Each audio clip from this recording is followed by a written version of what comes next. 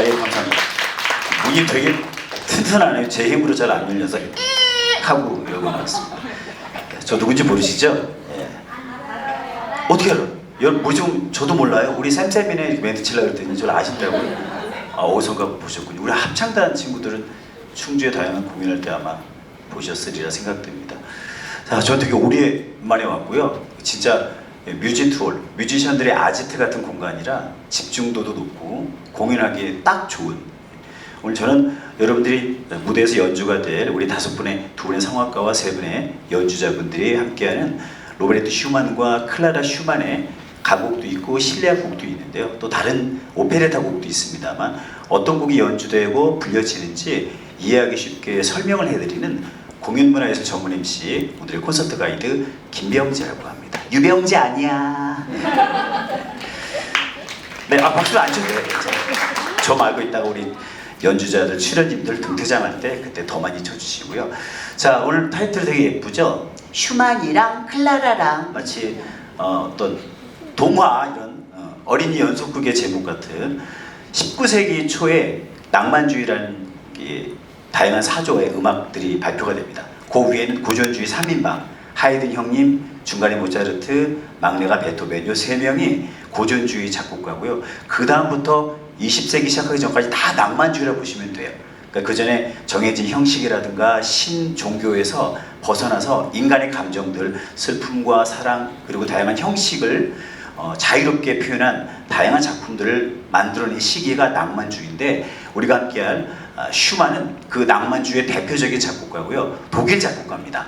이따가 또 중간중간 말씀해드리겠습니다만, 슈만과 클라라, 부인이자 명 피아니스트 작곡가이기도 한데요. 그 부부 음악인이죠. 두 사람의 사랑 이야기는 클래식 역사상 가장 유명하고 드라마틱한 에피소드가 많습니다. 그 얘기를 또 안 해드리면 음악 이해하는데 또 어려울 수 있기 때문에 살짝 압축해서 얘기를 해드리겠습니다. 먼저 우리가 클라라 곡을 먼저 들을 건데요. 일단 슈만과 클라라가 어떻게 만나서 왜 유명한 음악인 부분인지를 간략하게 말씀드리면, 슈만은, 그러니까 정확히 얘기하면 사실은 로베르토 슈만이고 클라라 슈만이기 때문에 로베르트랑 클라라랑 이라고 써야 돼요. 근데 위에는 성, 아래는 이름이죠. 근데 일반적으로 슈만은 로베르토보다는 성으로 잘 알려져 있고 클라라는 이름으로 알려져 있기 때문에 타이틀을 슈만이랑 클라라, 즉 슈만과 클라라로 정했음을 일단 말씀드리겠습니다. 혹시 왜 로베르트가 아니고 슈만이라고 썼냐 하실까봐. 슈만은 6살 때부터 곡도 잘 만들고 연주도 잘하고 글도 잘 썼어요. 그 나중에 평론가가 됐죠. 글 잘 썼기 때문에. 근데 엄마가, 야, 법대가 판사해야만 돈도 많이 벌고 어깨에 좀 힘도 주지. 그래서 유명한 법대에 들어갔습니다. 근데 음악을 너무 좋아해서 법 공부하기 싫었어요. 그래서 당대 제일 유명한 프리드리 비크라는 피아니스트 남자 선생님한테, 선생님, 제가 집에 가서 밥도 하고 빨래도 할 테니까 제가 뭐 판소리 배우는 건 아니지만 집에 들어가서 도제 수업 받고 싶습니다. 선생님, 그래? 열심히 할 수 있겠어? 아, 그럼요. 제발 저를 거둬주십시오. 그래서 알았어, 집에 가서 살자. 그 집에 들어가서 슈만이 그 프리드리 비크 교수 집에 가서 살게 됐어요. 근데 갔더니 이혼하고 그 교수가 딸을 키우고 있었는데 외동딸 클라라였어요. 처음 만났을 때 클라라가 9살, 슈만은 9살 연상이었으니까 18살이었어요. 그러니까 처음 봤을 때 안녕하세요. 그래요. 반가워. 네, 삼촌. 그러니까 삼촌이죠. 그리고 잘 지내다가 동생 같고 조카 같으니까 이쁘했을 거 아니에요. 그러다가 연민이 쌓기 시작합니다. 클라라가 16살, 슈만이 25 됐을 때 사랑에 빠집니다. 미성년자 때. 그리고 결혼하겠다고 한 거예요. 아버지가 반대했죠. 얘 미래가 불투명한 작곡가고 클라라는 제2의 모차르트를 할 정도로 피아노를 정말 잘 쳐서 유럽 공연까지 다니던 당대 잘 나가는 미래가 촉망되는 피아니스트였거든요. 결혼 안 되는 거잖아요. 아빠가 봤을 때 안 돼. 넌 내 제자지. 사유가 될 수 없어 임마. 근데 극구 하겠대. 그래서 어떻게 됐을까요? 3년 동안 법정 투쟁을 합니다. 얘 미성년자 유괴 혐의로 고발하겠습니다.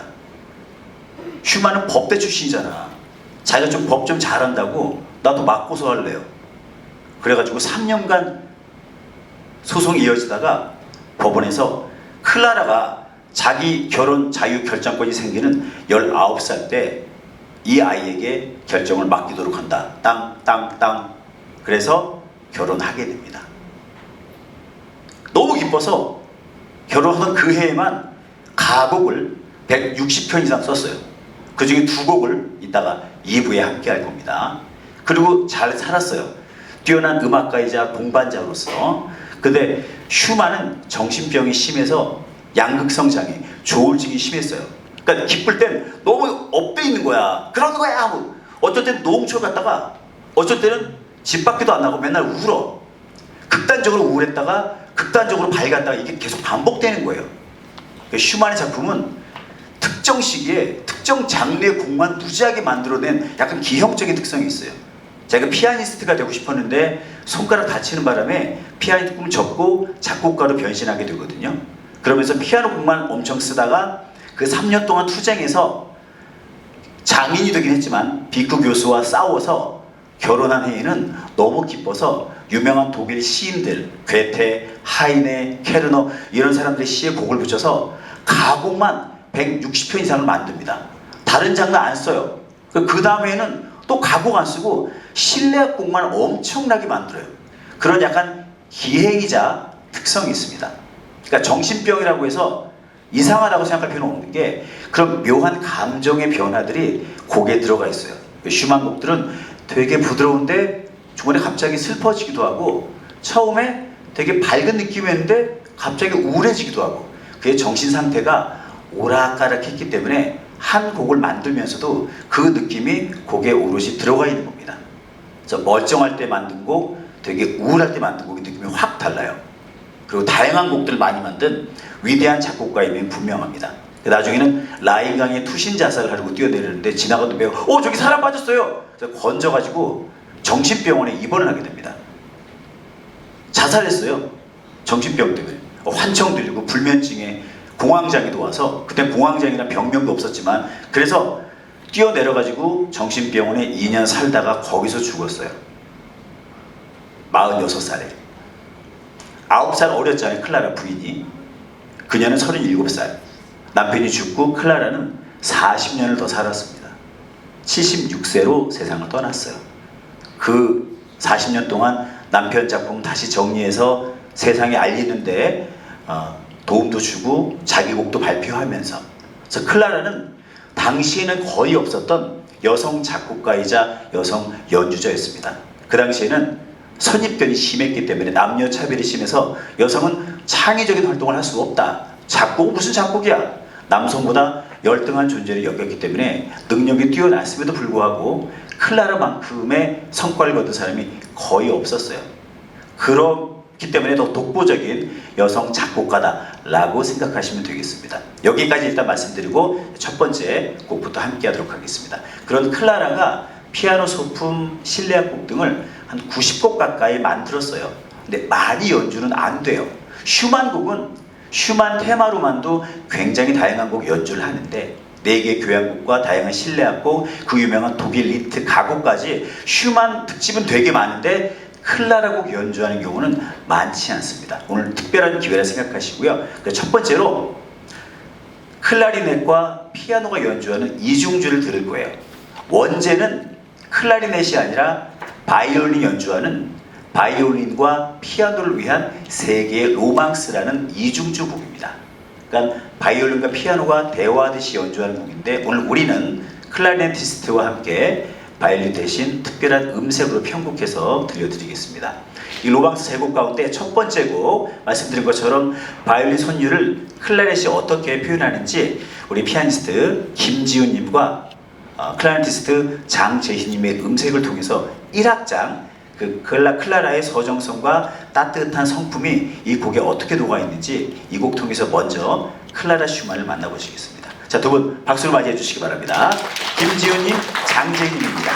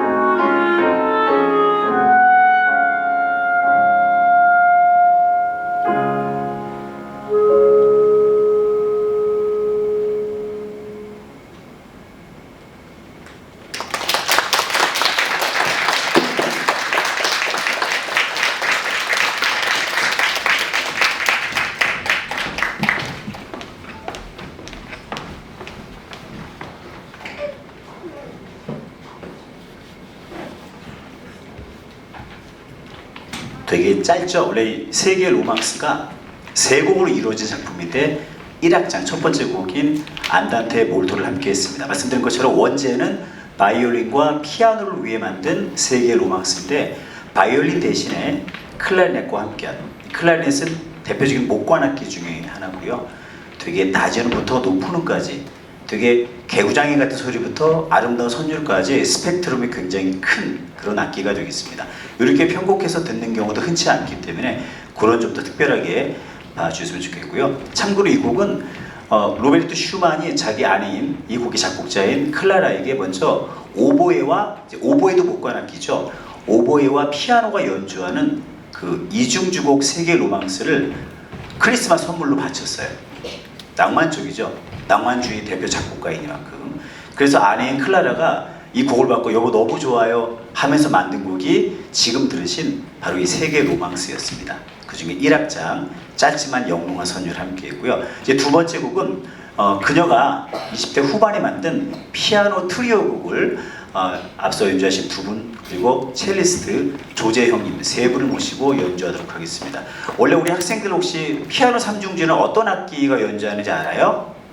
피아노, 바이올린, 첼로, 이 세 대 악기가 연주하는 편성을 피아노 3악장이라고 하는데, 말씀드린 것처럼 바이올린 대신에 피아노와 첼로, 클라리넷 세 악기가 새롭게 연주를 하도록 하겠습니다. 그래서 그녀가 만든 다양한 작품 가운데 가장 스케일이 큰 곡이기도 해요. 전체 4악장인데 그 가운데 1, 3, 4악장을 듣도록 하겠습니다. 이 세 악기가 동등하게, 여러분으로 치면 세 명의 친구가 사이좋게 얘기를 하는 듯한 느낌이 드는 곡이고요. 마지막 4악장에서는 클라라가 바흐를 존경해서 바흐의 대위법이라든가 푸가 같은, 그러니까 멜로디, 돌림놀이처럼 똑같은 멜로디가 반복되면서 형성해 나가는 그런 작곡법에 관심을 가지고, 이따가 4악장 들어보시면 약간 바로크 시대 바흐의 느낌도 나요. 그리고 3악장에서는 이 작품의 심장 같은 곡인데, 특히 첼로가 연주하는 파트가 사람이 부르는 아주 유명한 성가라든가 아리아 같은 그런 느낌이 드는 곡이고요. 1악장은 말씀드린 것처럼 세 악기가 균등하게 대화하는 형식미가 잘 갖춰진 작품이 되겠습니다. 원래 4악장인데 2악장은 스케일을 좀 빼고요. 1악장, 3악장, 4악장, 원래는 피아노, 바이올린, 첼로의 3중주곡을 피아노, 첼로, 클라리넷 이 세 연주로 함께 하도록 하겠습니다. 그렇게 클라라의 슈만의 곡으로 듣는 두 번째 곡이 되겠습니다. 박수로 세 분 맞이해 주시기 바랍니다.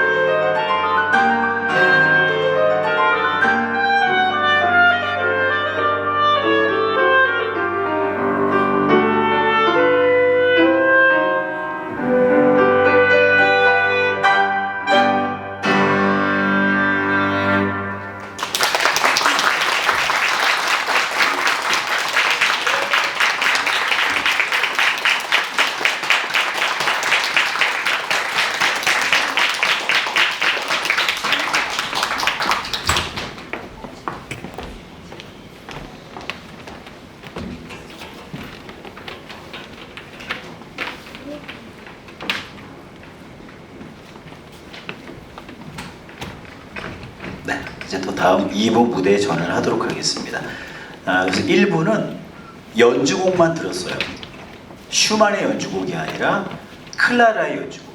그녀가 작곡한 곡들 말씀드린 것처럼 자주 연주를 할 수 있는 기회가 흔치 않기 때문에 오늘 특별하게, 그래서 기악곡은 악기가 마치 사람처럼 연주하는, 노래하는 그런 느낌으로 만든 기악곡의 순서였고요. 이제 2부는 반대로 성악가 두 분이 한 곡씩 독창을 세 분의 연주자와 함께 부르겠는데요. 노래도 인간의 목소리도 악기의 일부거든요. 그러니까 악기처럼 연주하는 목소리의 아름다움을 테마로 이번에는 클라라 슈만이 아닌 로베르트 슈만의 가곡 두 곡을 함께 하도록 하겠습니다. 네, 어떻게 바쁘죠? 처음에는 마이크 하나만 있으면 되기 때문에 3부에는 마이크 두 개가 필요하고요. 그래서 지금 말씀드린 것처럼 슈만이랑 클라라란 음악 역사상 가장 아름답고 또 같은 예술 인생길을 걸어간 아내와 남편의 이야기를 테마로 해서 꾸미고 있습니다. 자, 두 번째 곡, 슈만의 곡 함께 하겠는데요. 아까 잘 들으셨죠? 1악장, 3악장, 4악장 피아노 3중주 곡인데 바이올린 대신에 클라리넷 음색으로 독특하게 편곡을 해봤습니다. 그래서 낭만주 시대에 가장 뛰어난 그 피아노 3중주 곡으로 꼽히기도 하는 클라라의 작품. 이렇게 피아노 3중주 곡은 클라라 슈만이 딱 한 곡밖에 안 썼어요. 되게 희귀하고 독보적인 작품이죠. 그리고 참고로 유럽의 유럽 연합이 있잖아요. 유로화라는 공통된 돈을 쓰거든요. 근데 그 전에는 나라마다 돈이 다 달랐어요. 화폐가. 독일은 마르크화를 썼어요. 우리는 원, 미국은 달러, 영국은 파운드, 일본은 엔처럼 독일은 마르크였는데 고액권 지폐의 모델이 바로 클라라 슈만이기도 했습니다.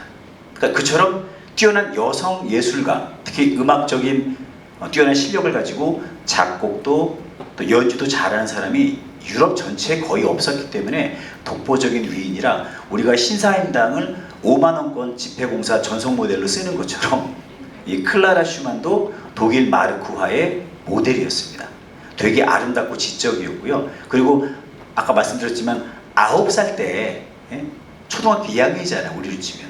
그때 작은 삼촌뻘인 로베르트 슈만을 만나서 다른 남자 만나지도 않고 9살 때부터 같이 살면서 우리 아빠 제자한테 같이 살다가 이 아저씨랑 결혼하고 3년간 법정 투쟁하고 자식 이기는 부모 없다고 결국 장인이 될 건데 막 싸우는 거 보면서 결국 남편 죽은 후에 40년 더 살면서도 음악을 위해서 남편과 사랑을 잘 나누고 살았잖아요.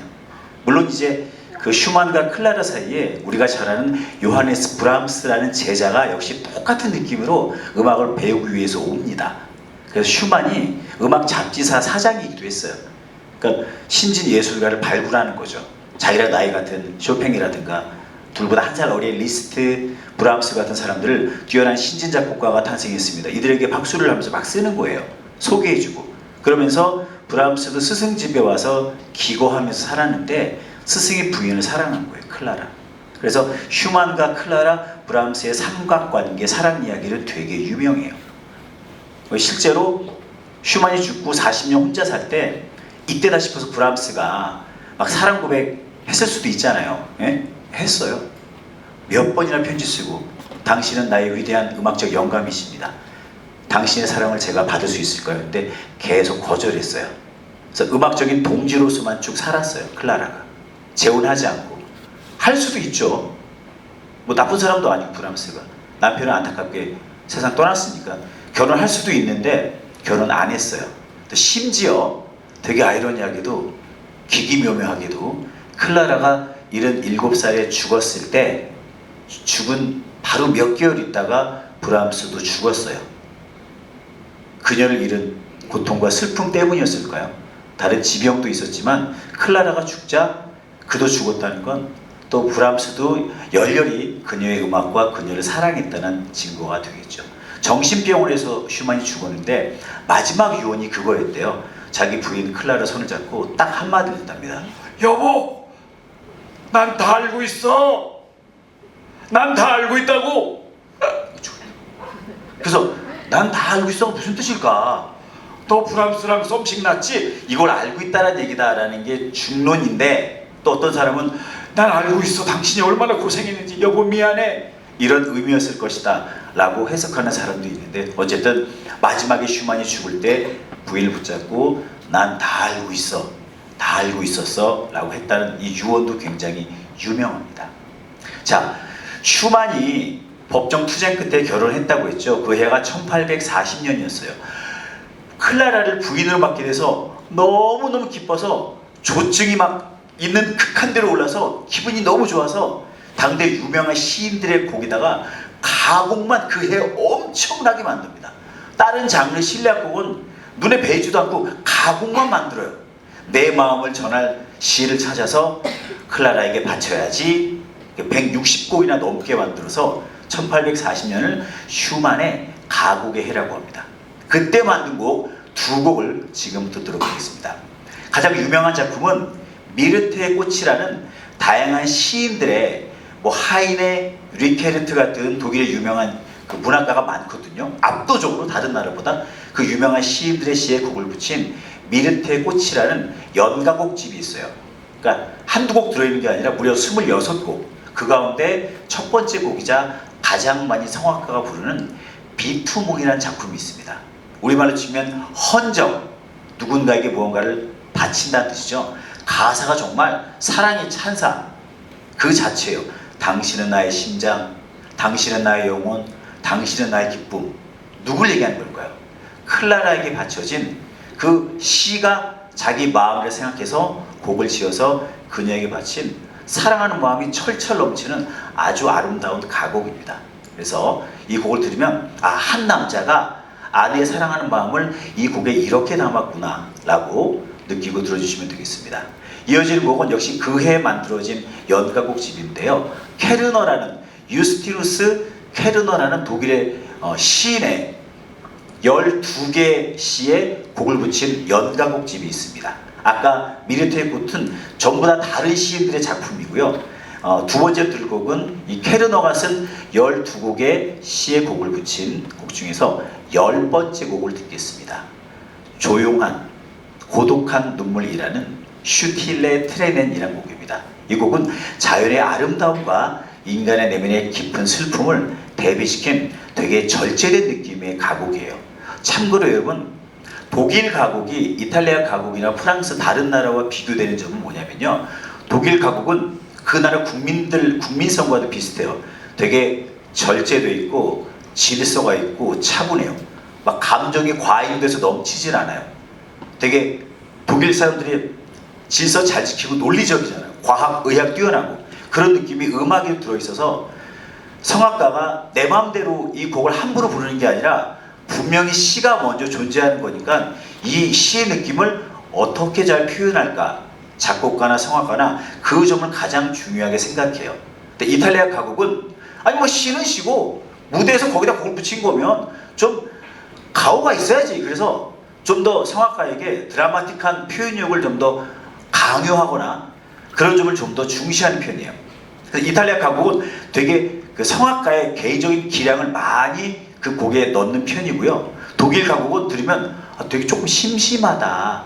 과자로 치면 참크래커처럼 약간 밍밍한데 새우깡이라든가 바나나 킥처럼 짜고 달고 이런 게 아니라 좀 심심해. 근데 곱씹으면 곱씹을수록 맛이 있네. 이런 느낌을 주는 게 독일 가곡입니다. 두 번째 곡은 그런 느낌을 간직한 곡이기 때문에 이외에도 시인의 사랑 등등등 그 해에만 엄청 많은 가곡을 만들었다라고 기억하시면 되겠습니다. 첫 번째 곡은 세 분의 연주자와 우리 라누스의 대표인 소프라노 박소라님이 비투몽을, 그리고 테너 김동우님께서 역시 세 분의 연주자와 함께 고요한 눈물 슈틸레 트레넨 이 곡을 각각 불러주시겠습니다. 우리 박소라님과 세 분의 연주자 네 분 큰 박수를 모시겠습니다.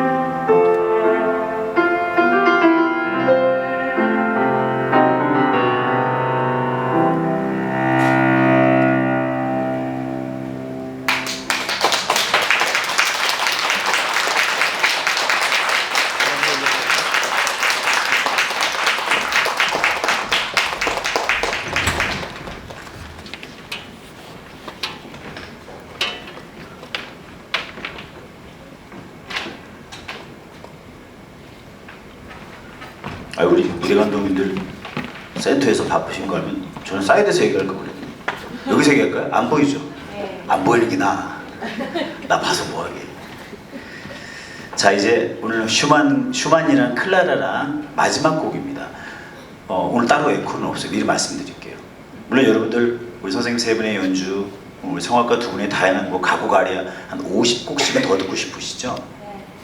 원래는 339곡을 더 준비했는데 이 곡을 다 연주하고 노래하면 이따가 새벽 1시 24분 37초에 끝나요. 너무 늦잖아. 그래서 오늘은 지금 할 곡이 정규 레귤러 트랙에 있는 프로그램에 있는 곡이 다예요. 그리고 다음에 또 라누스라든가 우리 선생님들 솔리스트로서 다른 앙상블로서도 연주할 때 그때는 앵콜 419곡 준비하도록 하겠습니다. 오늘 이게 마지막 곡입니다. 뭐냐면 마지막 곡은 로베르트 슈만도 클라라 슈만도 아닌 헝가리 출신의 그 오페레타로 유명한 작곡가가 있어요. 프란츠 레하르. 그러니까 조국은 헝가리인데 주로 오스트리아 빈에서 빈 오페레타 작품을 많이 남겼어요. 요한 슈트라우스 2세와 함께. 오페레타가 뭐냐면요, 작은 오페라라는 뜻이에요. 이게 실질적으로 원래 우리가 좋아하는 뮤지컬의 효시 같은 장르예요. 그러니까 기존의 오페라보다 인원도 적고 음악 숫자도 적고 내용도 조금 단촐하고 그리고 해피엔딩으로 끝나는 경우가 많고 약간의 TV로 치면 시트콤 같은, 그러니까 뮤지컬에 좀 더 가까운 전신이 오페레타라고 보시면 되겠습니다. 단어 자체가 작은 오페라. 그러니까 레아르가 이러한 작은 오페라인 오페레타를 13개를 남겼는데 미소의 나라와 더불어서 가장 인기 있는 유쾌한 미망인이라는 작품이 있습니다. 그러니까 미망인은 남편이 죽었을 때 따라가지 못한 사람을 지칭하는 말이잖아요. 좀 차별적인 느낌이 담긴 단어이기 때문에 지금은 미망인이라는 말 쓰면 안 됩니다. 여성 차별적인 단어예요. 남자가 죽었는데 아직 살아있어? 이런 뜻이기 때문에 그렇게 표현하면 안 되는 거지만 옛날에는 그냥 유쾌한 미망인, 그러니까 남편과 사별한 여인을 미망인이라고 했어요. 그래서 굉장히 코믹스러운 얘기입니다. 어마어마한 부자랑 결혼한 주인공 여성인 한나인데 남편이 죽었어요. 수백조 원의 재산을 물려받게 됐어요. 근데 그 나라가 가상의 국가예요. 근데 그녀가 만약 외국인이랑 재혼하면 그 돈을 다 가지고 다른 나라 가버리면 그 나라 재정이 흔들릴 정도로 엄청난 부잣집 부인이었어요. 그래서 그녀의 재혼을 막기 위해서 벌어지는 소동국 이야기인데 여기 되게 유명한 아리아가 꽤 있습니다. 그 가운데 제일 유명한 게 산막에 흐르는 주인공인 한나와 다닐로, 이 두 남녀가 부르는 이중창이 있어요. 두 사람은 이 한나가 억만장자랑 결혼하기 전에 원래 사귀었던 연인이었는데 집안의 반대로 헤어졌어요. 어떡해. 헤어져가지고 둘이 따로따로 사는 거야. 생사도 모른 채. 근데 나중에 만나게 된 거야. 남편은 죽었어요. 죽기 전에 만나면 나쁜 여자잖아요. 근데 억만장자가 죽고 나서 어머, 다닐로 아니야? 한나? 그래서 그때 그 마음을 다시 떠올리면서 서로의 마음을 확인하는 곡이 있습니다. 제목은 리펜 슈바이겐, 입술은 침묵하고라는 쿵짝짝 쿵짝짝 산막이 아주 아름다운 왈츠풍의 곡이에요. 이따가 두 분이 혹시 춤추면서 부를지도 몰라요. 재미있는 것은 이 첫 소절이 우리나라 민요랑 첫 부분이 되게 똑같아요. 풍년가 아시죠? 풍년이 왔네. 아시죠? 네. 아시죠? 네. 풍년이 완, 그거랑 첫 소절이 똑같아요. 이제 이 시간 이후로 저를 욕하시게 될 겁니다.